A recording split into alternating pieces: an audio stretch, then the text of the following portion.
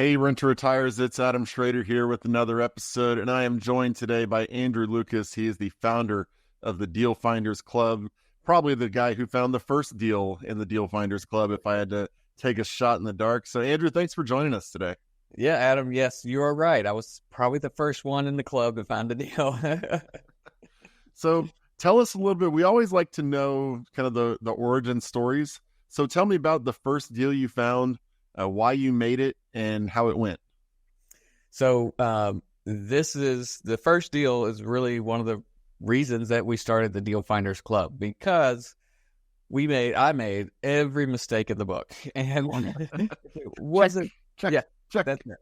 If it wasn't for the grace of God and appreciation, we would have lost a lot of money on that too. But so I'll tell you how we found it. I was in college, through college, paying rent to all these landlords. And I said, man, I just thought that they were the richest people in the world. I was like, these guys got it made. They don't have to do anything. And I give them $700 a month. And that was the rent for the whole 3-bedroom house back then. I was like thinking that was a lot. And come to find out, they had to have been bankrupt. I don't know how they made payments. But so coming out of college, I said, I don't want to rent anymore. Like, this is terrible. I got a job. I was a manager at a hotel, and I did not make much money. But this was 2007, and they would give a loan to pretty much anybody, I guess. October 27, 2007, I was able to get in, got some down payment assistance from the county and the city, first-time home buyer kind of stuff. This is the one mistake I didn't make. I actually got the house, left closing with a check for about $350. So it was no money out of pocket. Looking back now, I'm like, wow, that was a pretty good deal. But here's where it went wrong. I found the property by just driving around, saw the real estate agent sign, and I called that agent and said, hey, can you help me buy this house? And my assumption is that he would help me negotiate. And I was asking because I didn't know anybody. I didn't know any better. I thought that agent would help me get a better deal for myself. Well, we know now that's not true. That agent didn't really care about me. He was just excited that now he's getting 6% versus 3%. And that investor that I was buying from, he's selling a ton of his properties. So he's making him happy. That's all he cared about. So when I went to him with questions of like, are you sure I should buy this? This floor looks a little wonky. His answer was, looks good to me, whatever, go for it. He wasn't helping me do that. So I didn't negotiate anything. I paid asking price. I went in there just green as could be. And then we bought it, and it was a 3-bedroom, 2-bath house. And me and my infinite wisdom and my roommate at the time, we tore down a wall to make it a 2-bedroom house because we wanted a party room, essentially, right? Just somewhere. Maximizing value. That's what I heard you say. Exactly. Maximizing real estate value by eliminating a bedroom so that we could have a ping pong table. So that's what we did. But again, time, and I'll say this a lot, and you guys probably say this a lot, that in real estate, time can heal all those bad mistakes. In order to rent to retirement, you're going to be in it for time. I bought that property with the plan, the idea, the thought that it would be for retirement. I didn't care about that day. I said, in 30 years, this will be fine. And that was my mentality, because in hospitality, there wasn't much of a retirement plan. That was it. I said, well, in 30 years, this is in a college town area. The students will be paying me by then, $1,000 a month, whatever. And I can use this for retirement. That's how we got the deal. That's how we made all the mistakes. 10 months later, I actually moved out. I got another job and started renting my 1-bedroom, and I put the wall back. I had learned a little bit. We put the wall back, and that was back to a 3-bedroom and rented both of them for years. I just sold it post-COVID. Yeah. It's an expensive ping pong table. It was a very expensive ping pong table. It was a terrible idea. But, that's literally why we created the Deal Finders Club, because I didn't know. I mean, there's just so many things you don't know until you get in a room, in a setting, listen to a podcast like this, and and hear those questions, hear those terms, hear the thought process behind it. Because I had no clue. And then we ended up buying 3 more properties over the next 10 years, all with the retirement mindset of, it doesn't really matter if we get a great deal right now. We just want it in 30 years. We've since fixed that mindset. So tell me, you mentioned kind of having all those mistakes and kind of the things you didn't know before you got into the first deal. How did that change? How did you approach deal 2 that was different than deal 1? Well, deal 2 was right across the street from that deal. I went down, I came into town. One of the tenants had an issue or whatever. I fixed his toilet flapper, whatever the stupid deal was. And the house across the street the grass had grown up, totally overgrown. And I knew from living there that it was an older guy that lived there. And so I assumed he had passed away. And then I sent a letter to what was on the tax record to see if they would, want to sell. And I feel like I was way ahead of my time back then, because this was like 2009 or 10. So there was no like prop stream and there was no data stuff online. I just, luckily our county had access there. But what I learned was that we had to get a little bit more creative to buy it, because I couldn't go back and get another mortgage the way I did last time. And we were talking to friends, talking to coworkers and people in our community about that rental house and how we wanted to do more like that. And so we were actually able to get the funding from that one using a partner.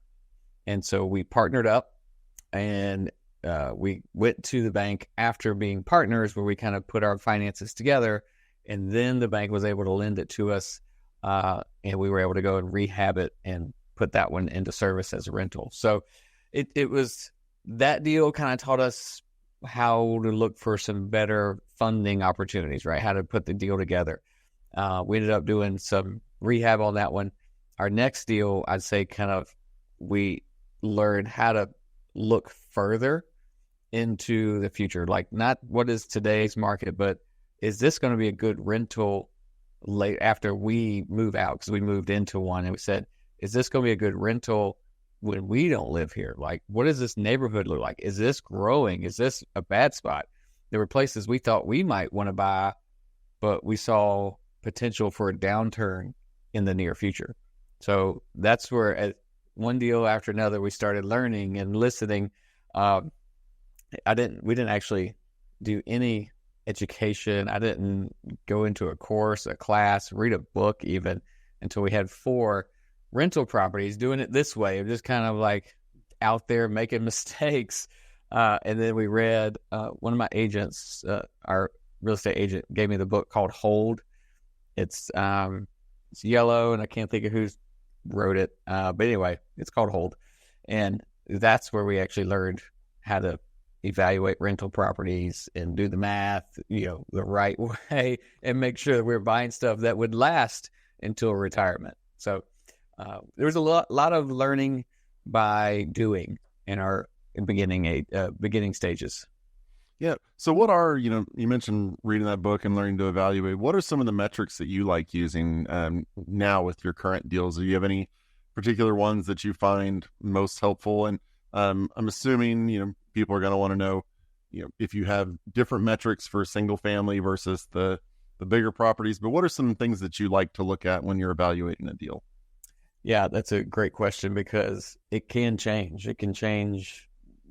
It will change based per property, but also it can change based on your financing. What's the market look like, right? So in general, what we kind of started doing is looking at, and we're in Columbia, South Carolina, so our market may be different than yours or wherever, but here we were able to find that it made sense for us and our business if we go and buy a property and we have leverage, we have debt on it, that as long as we can cash flow, meaning our insurance is paid, taxes are paid, property management, and some savings for repairs, maintenance, and vacancy. As long as all of that is taken care of, then we need to make about $150 to $200 per unit. And so that used to be 200 to 250. We've kind of edged down because prices have gone up. But so we're still good in that range. So just say $200. If we can make $200 on this duplex per unit, so it's a $400 cash flow property, then we're good. We're going for it, right?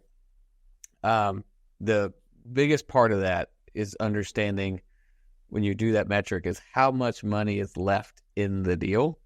So if you have to put 20% down and buy a $300,000 duplex to make $400 a month, I don't know if those numbers are going to work out, right? So I shake those, do those numbers, and typically we like to do what's called the BRRRR method, which I'm sure you know what it is, where we buy it, rehab it, rent it, and then refinance. So we can leave as little money in the deal because we're only making 150 to 200 per month cash flow, right? So we want to make sure that our return on those dollars are good enough, that the percentage is good enough. So if we can get in the deal and only leave, basically we like to say less than 20,000. If we're left less than $20,000, then we're good with our $200 a month.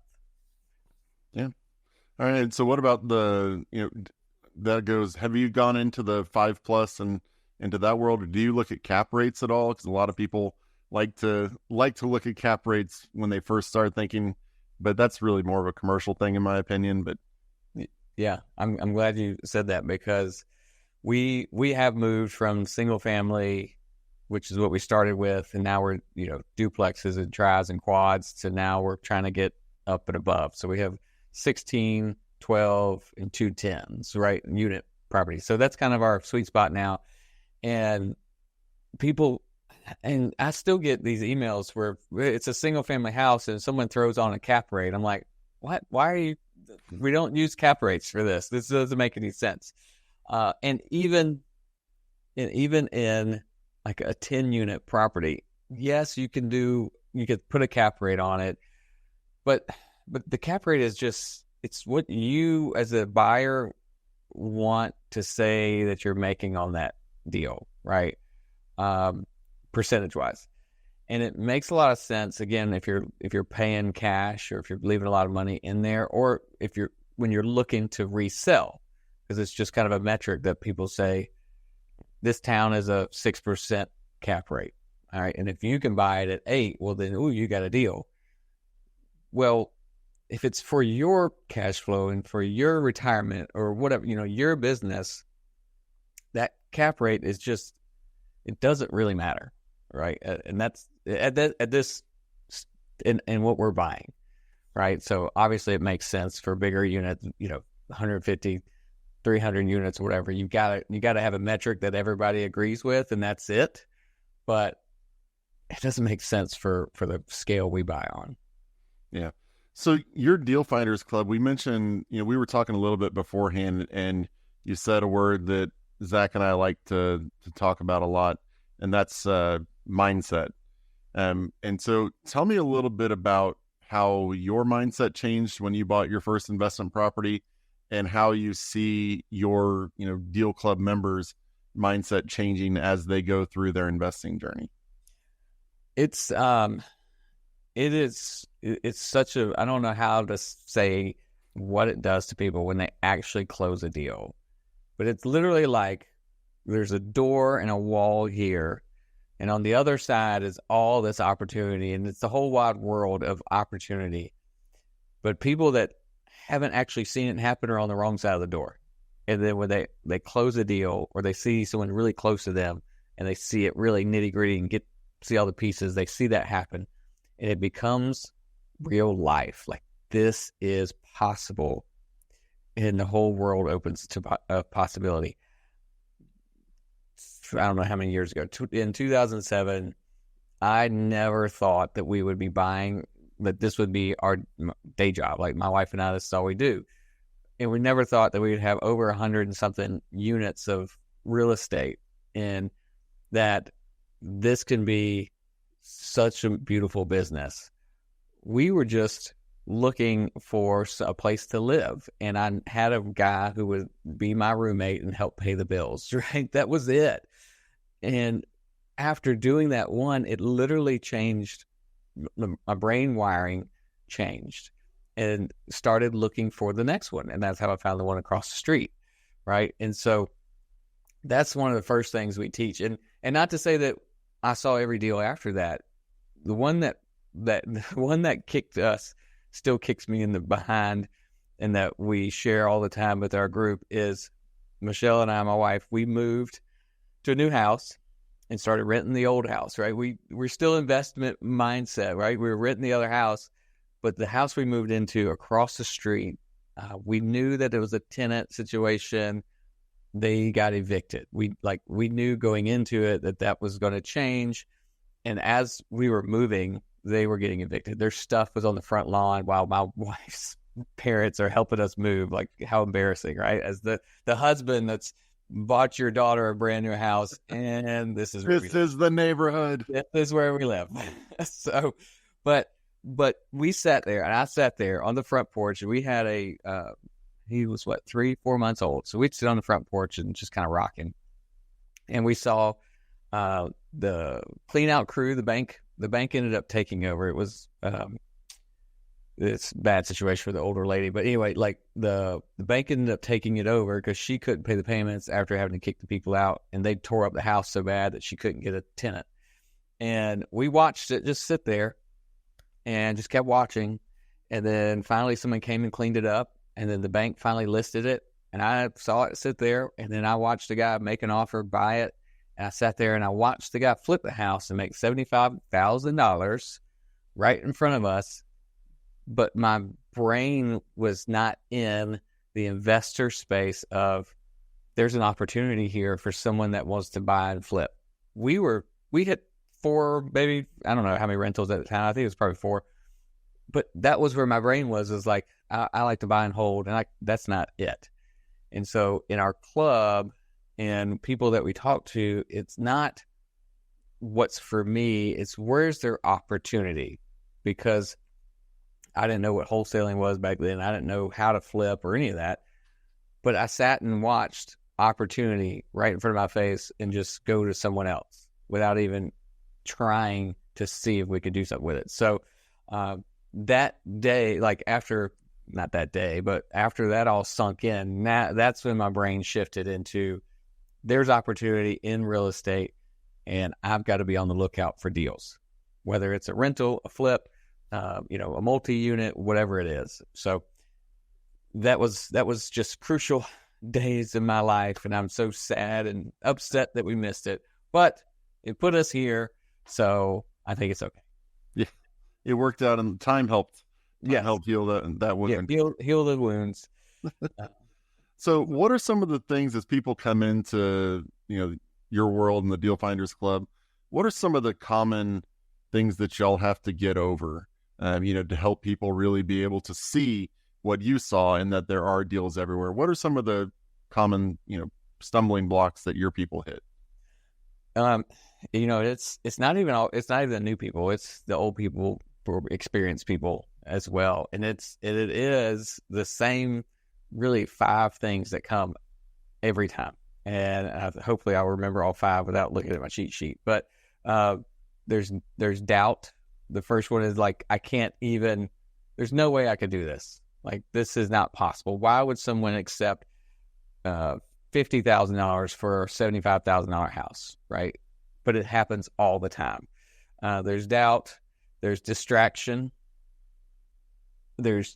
Especially in today's age, people will come to our live events. Maybe they saw us on social media or whatever, and they're like fired up for real estate. And then 1 month later, they don't show up anymore. And we're like, well, what happened to them? Oh, they're fired up about crypto, right? And now they're fired up about, I don't know what else is out there now. I don't know, baseball cards. I heard somebody saying they're doing baseball cards now. I'm like, seriously? But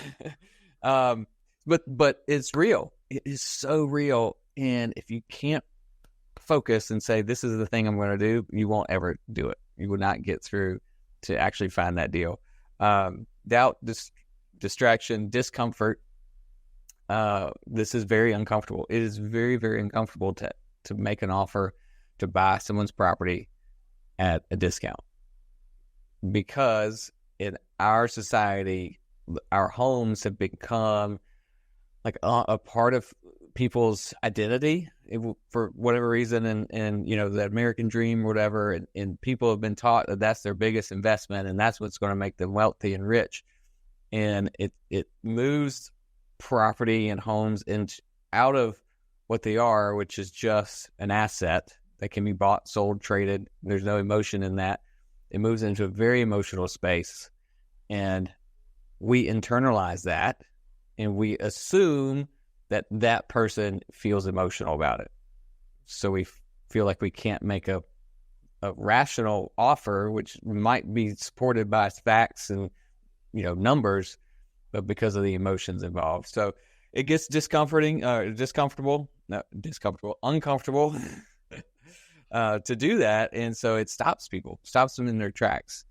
And now I can't remember what are my other shoot. I got my cheat sheet. Is it I had to get it from under here. Disappointment. I forgot about that one. So the disappointment comes when we get into this business and we try to buy a property and we make mistakes. Or someone says no. And it's again one of those things that will just stop people if they haven't experienced any success or seen it. So again, I feel like social media gets people fired up about something, but they don't have real substance. They haven't seen success. They haven't seen somebody do it or really seen it real close, real tangible. And so one little tiny disappointment or one tiny no, and it knocks them off, right? They just didn't have a real good foundation. And the final one, and this is not a problem. This is where people finally figure it out, which is discovery. So with discovery is when you realize that this business is possible, that you busted through the distractions, the disappointments are fleeting, and you no longer doubt it because you've gotten a deal, you've gotten somebody to agree to sell at a discount, you've gotten a property under contract, maybe you own it, you're a landlord, you're building for, retirement or whatever that is. So it is very difficult. You talked about the mindset. This is a very difficult business to jump into because most people have other jobs, they have other things going on, and you're like, I'm going to add this thing on, and this is hard. And so you have to, like, I tell people every time they come to us, if they want help or they're just getting started, it's like, you need to realize this is not easy. This is not get rich quick. This is a lifestyle. It's a mindset, and it can be very profitable for you, but you have to push through to get to that age of discovery. So I hope that wasn't too long-winded for you. No, that was great. Yeah. That's a big piece of it for us. Yeah. So tell me a little bit about kind of where you see the market now. I know you're saying you can find deals at any time, but I would love to hear two things from you. Number one, where you think the real estate market is headed in general, but also I'd love to hear a little bit, as you say, you can find deals in any environment. So how did your view of finding deals, or how did finding deals change during the pandemic, and then as we come out of it? Has it really changed at all? Has it changed a lot? Kind of how has that part gone for finding deals in the market? Absolutely. And so let me just hit on real quick kind of where I think the market's going. And I'll just say that I have no idea. I'm just going to keep going with what we have. But the evidence, if you go back, the thing is the evidence is that real estate is the right decision because of all the factors around it, which is the tax benefits, appreciation, debt pay, all those things. But we have to also realize if we get into real estate has never been a short-term investment opportunity, right? It's not penny stocks and what is the currency trading? What do they call it? Forex or whatever. It's not, yeah. It's not that stuff where it's really quick turn, right?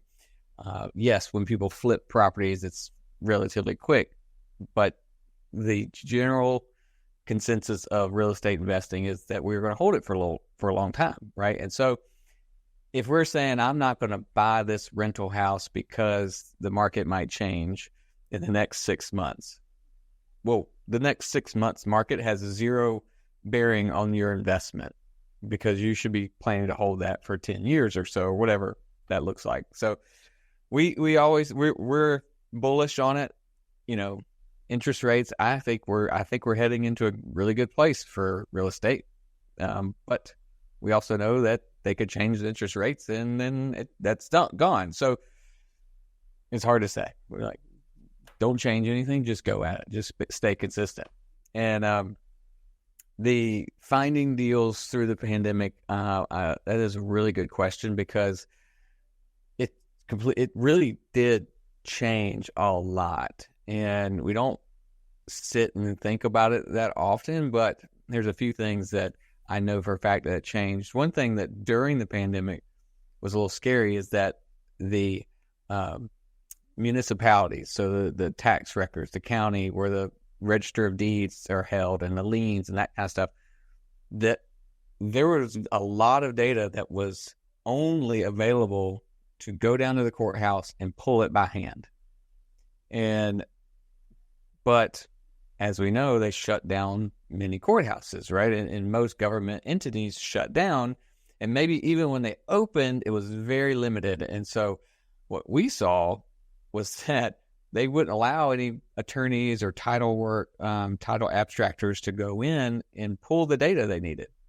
So what does that mean? That forced these municipalities to go online and go online well.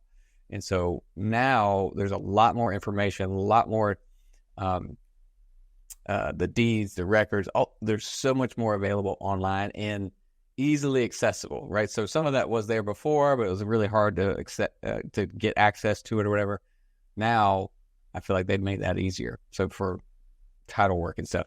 The other thing is that sellers became used to doing work, whatever it is, just making big decisions over Zoom or over the phone or over text message even, to where I'm blown away by how many people, if you think before COVID versus after, how many people are buying and selling properties with never seeing the seller or the homeowner. They're never meeting. There's not this like, we're going to talk to you in your home. There's a lot of it where the sellers are agreeing over Zoom to sell their house to somebody. And again, with, like I was talking about earlier, the emotional piece of real estate, that just didn't happen before. So there's opportunity there, that there's so many people now that are doing this business virtually. And I know that came out of the pandemic for sure. So for us, we actually are using that to our advantage because we only buy and service our local area.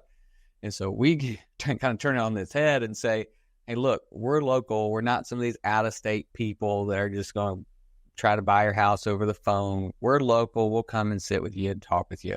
We know our market, that kind of thing. So it is an opportunity for them, but we use it against them.